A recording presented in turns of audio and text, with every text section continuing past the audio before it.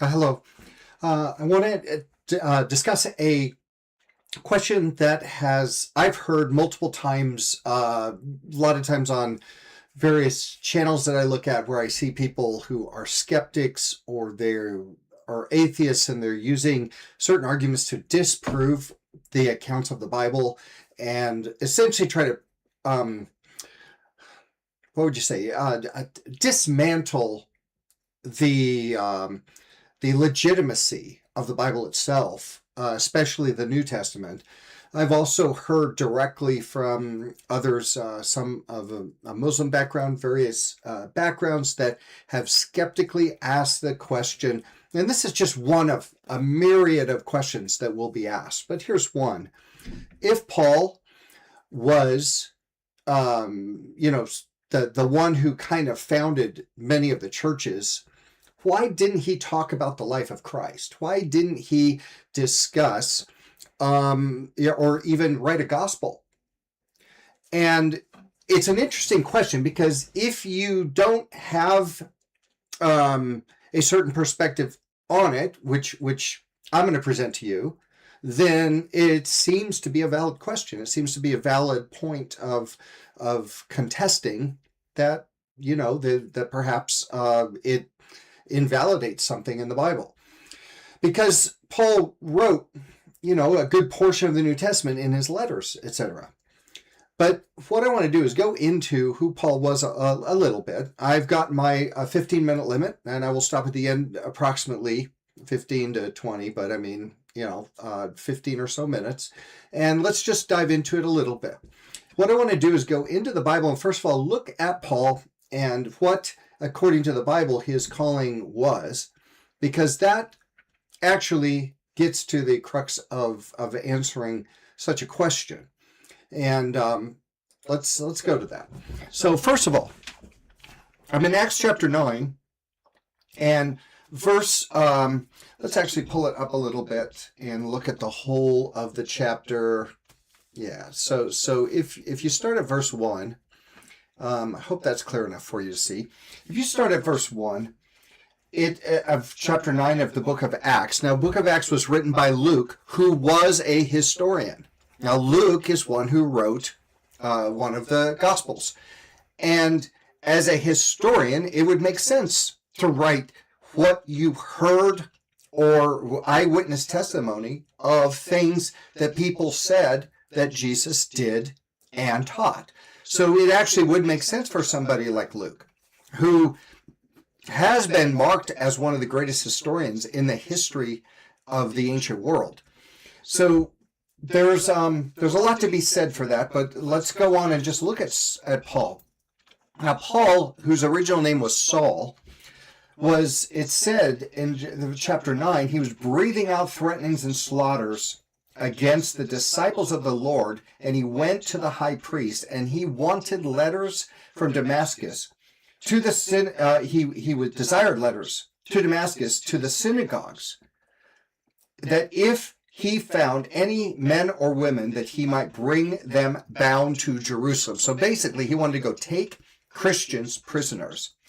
As he journeyed, he came near Damascus, and suddenly there was a light. There was a shining around him, a light from heaven, and he fell to the earth and heard the voice saying to him, "Saul, Saul, why are you persecuting me?" Or why is King James. Why are you persecuting me?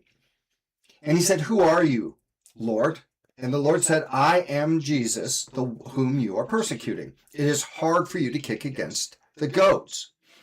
Okay, now, summarize, Paul went blind, the light blinded him, and he was led in his blindness to a place where it was where was it? It was in Damascus. And he said, go to Ananias was told by the Lord, by Jesus, he said, go to a person who is on Straight Street in the city and ask for one who's called Saul. And so he goes there. And but first of all, he was hesitant to go. He said, Lord, he saw this in a vision, and he said, Lord, this man is persecuting Christians. Why would I go to him? And Jesus said, go your way and essentially do what I have chosen, because he is a chosen vessel to me to bear my name before the Gentiles and kings and the children of Israel. And I will show him the great things he must suffer for my name's sake. Now, first of all, he said to go before the Gentiles. Now, when Paul received his sight and he understood what he was to do, let's go down over to Galatians, and here's what he said he did. He said in Galatians chapter 1, it's not very bright. I need to get a little brighter there. How's that? There, better. He said, but when it pleased God, 1 verse 15, when it pleased God, who separated me from my mother's womb and called me by his grace to reveal his Son in me, that I might preach him among the heathen. So that's how Paul originally saw his calling. He was not going to Jewish people. He was going to people who did not claim to know God or desire to know God at that point in time. And he said, immediately I conferred not with flesh and blood. Now, what does that mean? It means he did not go to human beings to get any information whatsoever. He said, neither did I go to Jerusalem. In other words, he didn't go to the central hub of the beginning of Christianity to talk to Peter, James, John, others that were there. He did not go there to talk to them, but instead he went to Arabia. He said, I went to Arabia and returned unto Damascus. So what he did was now Damascus is north of Arabia, and the Jerusalem sitting in the center, and Arabia south. He went down to Arabia to be alone. He went to be alone. He wanted to get revelation directly from Jesus Christ. He went to be alone, to pray and to seek God so that God would deliver him what he is to do. And there is where he received revelation. And he said, after 3 years, I went to Jerusalem to see Peter, and I abode with him 15 days, but others of the apostles I did not see, except for James, the Lord's brother. So he went and saw Peter after 3 years. Now, after 3 years, he had already been preaching and teaching the gospel of Jesus Christ. They received him coming to them in Acts chapter 15 based upon the idea that Paul was now a brother in Christ, even though he was killing Christians before. So here's the scenario that we're talking about. Paul was sent to Gentiles. His trips that he took went to places where Greeks were and ultimately where Romans were. I'm going to switch screens again. He was going to the Greeks and the Romans. Greeks were philosophers. They were heavy into philosophy. They were arguing amongst themselves about arguments, Aristotle, Plato, philosophy. The Romans were about law. They were about legal systems. Well, Paul was able to deliver both messages to both groups of people. He was able to go to the Greeks and speak deep philosophical issues and to point them to Christ. If he had gone there and just delivered, here's the history of Jesus, first of all, he didn't eyewitness Jesus' life. Now, there are some, Luke, Mark, that would have been able to say, I did not eyewitness all the things that Jesus did because I wasn't there. So you have two gospels that were written by people that weren't directly there. And then you have two that were written by people who actually saw the things that Jesus taught and said, Matthew and John. So not everybody was called to the gospel, to write the gospel. It was a scoped issue. Paul's calling was to go to the Gentiles. His calling was to speak to people that were of a legal mindset, the Romans, and the Greeks who were from a philosophical mindset. deep intellectual thinking. So when you see Paul's writings, you'll find that they are very intellectual, and they go into the philosophical aspect. Now, Paul did speak one thing relating to Jesus' life, and he talked about the night of his betrayal in 1 Corinthians chapter 11 when he was talking about communion.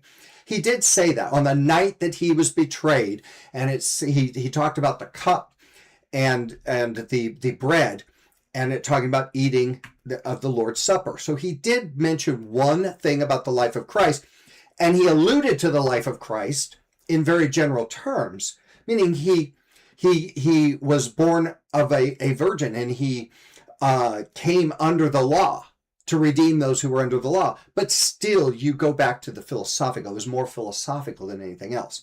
I wanted to allude this because people will use some of these arguments to say, oh, well, that just shows that Paul was, he basically stole Christianity from the other, apostles or disciples, and he went and took it and built something all his own.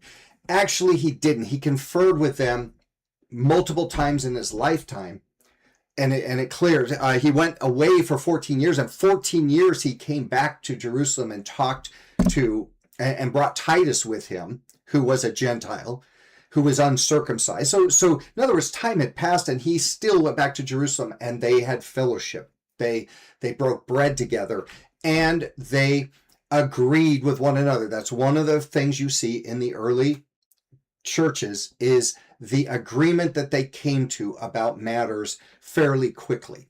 So I just wanted to say that argument is pretty weak, to say that because Paul didn't write a gospel, or because Paul did not talk too much about the life of Christ, that he just kind of went out on his own and did his own thing. No, what he did is he had a scope and a calling, and it was to the Gentiles, and he stayed within his scope. And he also respected the fact that he didn't personally, flesh and blood, eyewitness the things that Jesus said and taught. So he had that as his own testimony. So he used what God gave him to do the thing that he was called to do. And for some strange reason, it still abides today in 99.9% of the churches. Now many churches go off and do different things, and their actions don't speak what Paul taught, but they still identify with Paul's teaching, even if actions don't necessarily match up with his teaching. So I just wanted to share that, because it's one, and what I'm going to do is take little sections, go over them in various ways, little questions, little things. For some, it might be interesting. For others, it's not. But I'm going to take little excerpts and do these here, and pick one here and there, and maybe one will be interesting to you. Maybe this one is or isn't. But I've heard it, and I've heard it asked directly to me. I've heard it argued to me. And I needed to actually think about it, pray about it, understand it, and go to the actual question itself. So that's mine video.